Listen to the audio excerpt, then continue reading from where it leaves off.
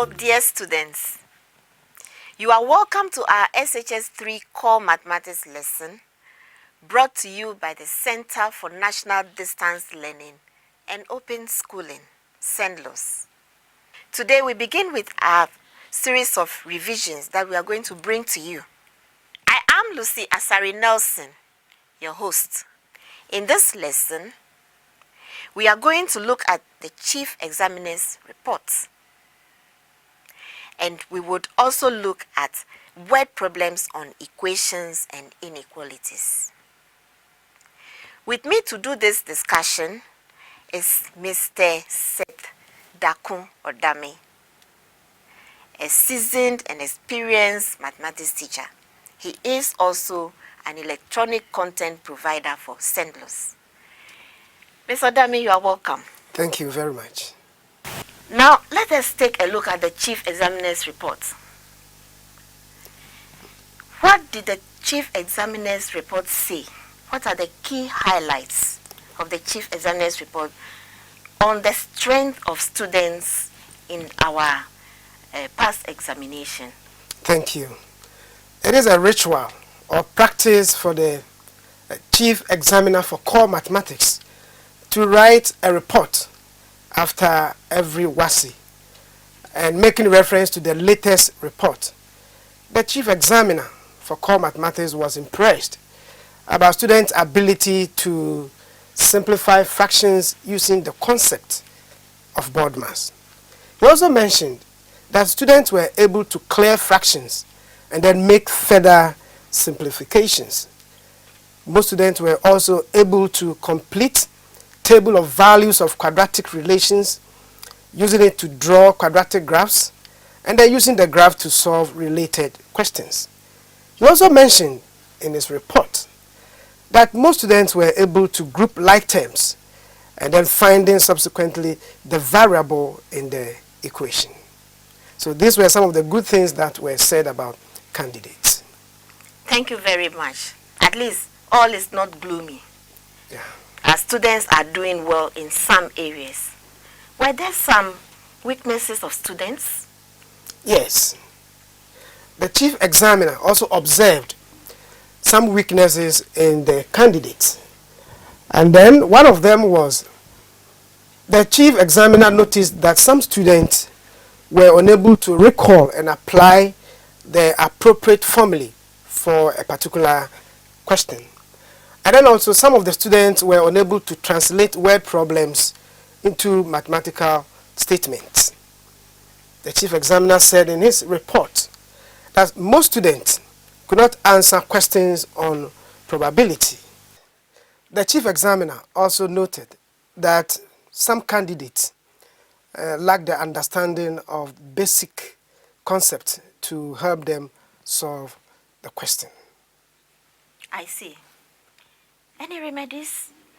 Yes, he went ahead and made some suggestions as to how students can, put in more effort to get higher grades. Okay.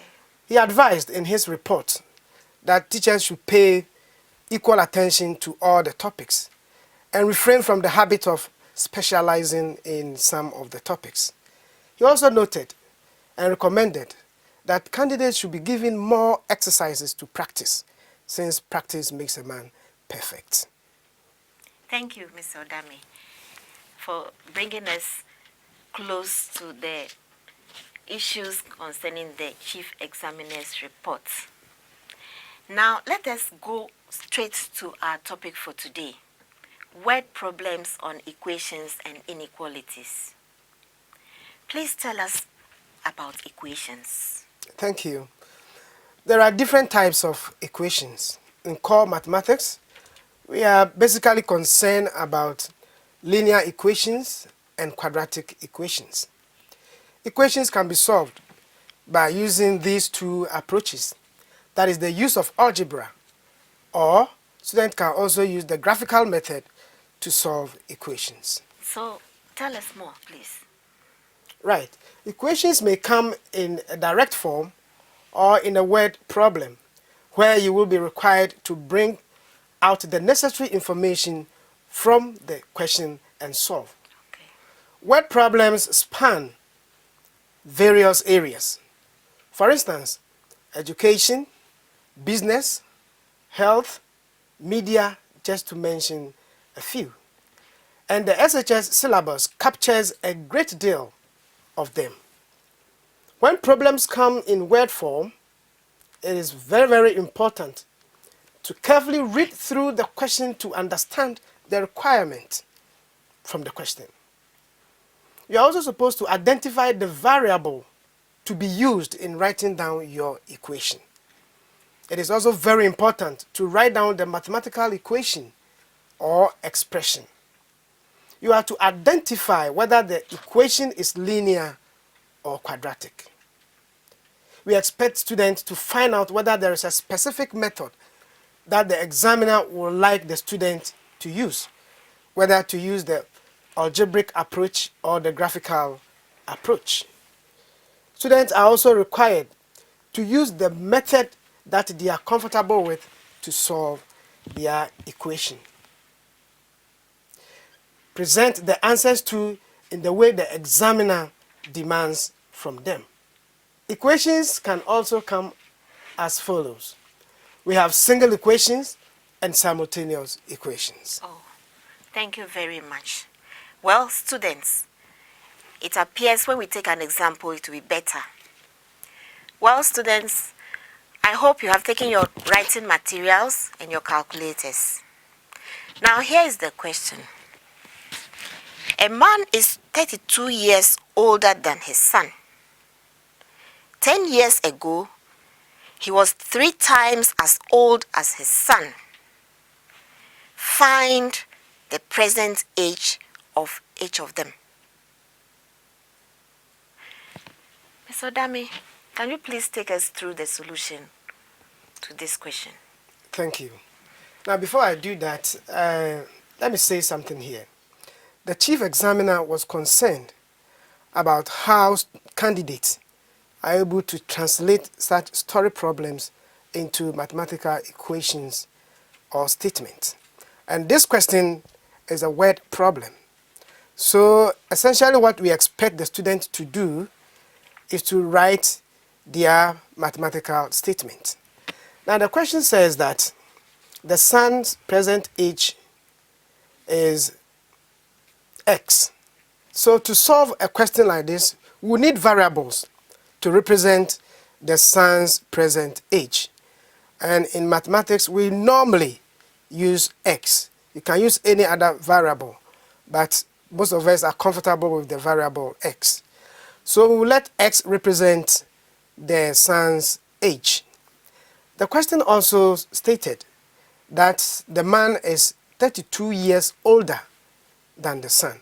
So if the son's age has been represented with X, then the man's age is going to be 32 plus X. And the question also says that 10 years ago, the man was 3 times as old as his son. So we are going to subtract 10 from the ages of each of them. So the son's age 10 years ago will be X minus 10. And then that of the man will be X plus 2 in a bracket minus 10. It is necessary to equate these two ages. Now, when we use the equality sign, it means that the expression we have at the left-hand side of the equality is the same as that of what we have at the right-hand side of the equality. The man's age 10 years ago will be X plus 32 minus 10. But 10 years ago, the man was 3 times as old as his son. So we are going to equate their ages. But to do that, the moment you use the equality sign, then it means that the expression we have at the left-hand side of the equality sign is the same as what we have at the right-hand side. Therefore, to make this equality sign work, we are going to multiply the son's age by 3, so that we have 3 multiplied by X minus 10, it will be equal to X plus 32 minus 10. The next thing to do is to expand and remove the brackets. And when we do that, we are going to have 3x minus 30, which is equal to x plus 32 minus 10. It is time for us to group like terms. The chief examiner once again noted that some students or candidates were unable to transpose the terms from one side of the equality sign to the other side. Some of them tend to forget that when the term is positive and it is moved to the other side of the equality sign, it becomes negative. So students are cautioned to take note of this approach. So if we group like terms, we will have 3x minus x, which will be equal to 32 minus 10 plus 30. Simplifying this line will give us 2x is equal to 52. Because we are looking for x, at this juncture we want to divide both sides by 2. And that will give us x to be equal to 26. We started by representing the son's age by x. And now we have been able to find the value of x. So we can conclude that the son's present age is 26 years. We also represented the man's age by x plus 32. And now that we know the value of x, which is the age of the son, we are going to add the 26 to 32, and that will give us 58. So we can conclude that the man's present age is also 58 years. Well, students, I hope that was easy and you were able to go along with us. So, Mr. Odame, how will a student handle a question of this nature? One of the base angles of an isosceles triangle is P plus 9. If the other angle is P, find the value of P. Thank you. Again, the chief examiner was concerned about how students are able to recall the appropriate formula for a particular question, like I did indicate earlier on. Now, when you look at this question, an isosceles triangle has been mentioned, and we have a couple of triangles, and they all don't have the same properties. So it is the expectation of the chief examiner that the students will be able to recall the specific properties for isosceles triangle, and which says that for an isosceles triangle, the base angles are equal. And one of the base angles has also been provided in the question, and that is P plus 9. It is also advisable to sketch your triangle. So if you sketch the triangle, the base angles will be P plus 9, then the other one too will be P plus 9. Then the question says that the other angle is P. It is very important to note that the sum of interior angles of a triangle is 180 degrees. So we are going to put all the angles together and then equate it to 180 and solve for P. So when we do that, we'll have P plus 9, that is for one angle, and then another P plus 9 for the other angle. Then the third angle will be plus P. Then we equate it to 180 degrees. Expanding and removing brackets, we'll have 3P is equal to 180 degrees minus 18 degrees. We are looking for P. So at this moment, we shall simplify 180 minus 18 degrees. And that will give us 162. So if we have 3P is equal to 162 degrees, and we are looking for P, we need to divide both sides of the equation by 3. And when we do that, we get the value of P to be 54 degrees. It is important to note that the chief examiner is looking out for candidates who will be able to provide the appropriate unit. So if you don't bring the appropriate unit, for instance, in this case, we are looking out for the degrees. So if the degrees is not there, you are going to lose marks. So candidates are advised to ensure that anytime they are solving a question like this, they should not omit the degree or the unit. So our final answer, or the value of P, will be 54 degrees. Wow.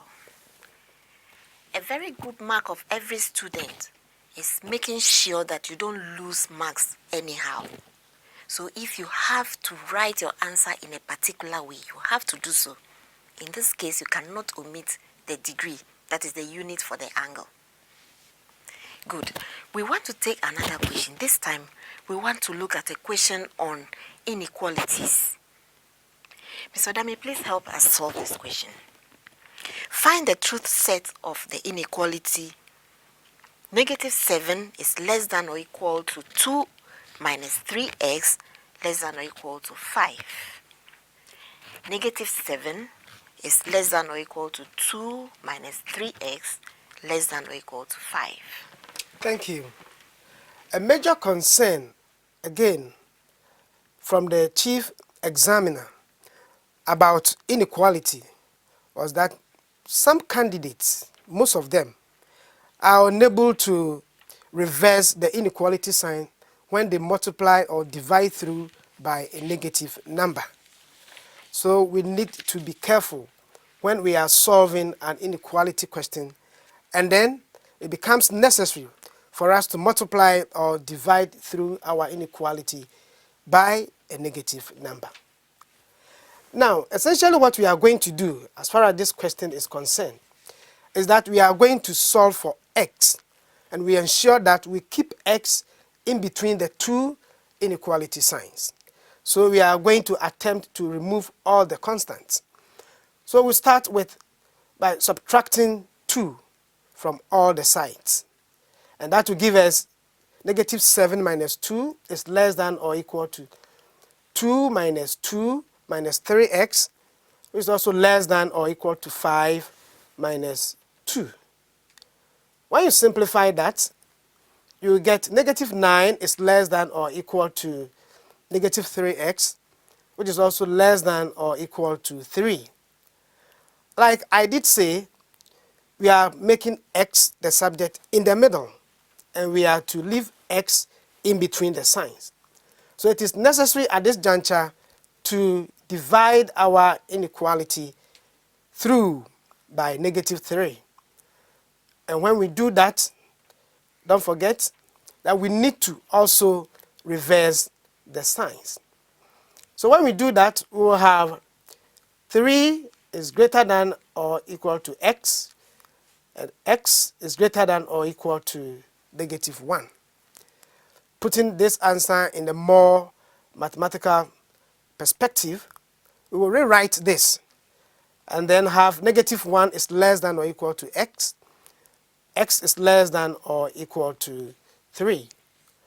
Now the question was specific, and it says that we should find the truth set.